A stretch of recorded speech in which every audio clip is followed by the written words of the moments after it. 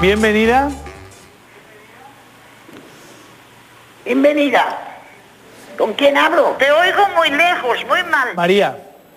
¿Te da tiempo? María.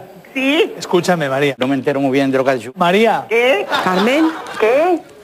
¿estás ahí? Sí, sí, te estoy oyendo. No está. ¿De dónde eres? De Sevilla. ¿De? María, que me escuches. ¿Me oyes bien? Regular. Ángeles, ¿me escuchas? Tú sí me oyes a mí. No, y yo a ti fatal. Juan Luis, ¿tú oyes bien? No, Bueno, no oyes bien, ¿no? No. Escúchame, ¿cómo te llamas? Inés, ¿Pilar? Inés. Pilar. Como quien oye llover. ¿Tú cómo te definirías, Dolores? ¿De qué? ¿De ella dónde? ¿Qué dice? Milagros, estoy aquí. Buenas tardes. ¿A dónde? ¡Milagros! Es que no escucho bien, hijo. ¿Cómo eres? ¿Me escuchas? Yo no bien. Inés, Ángeles, ¿Cómo? Que te quedes ahí. ¿tú te estás enterando bien? Yo sí. Yo no me entero muy bien. ¡Abuela!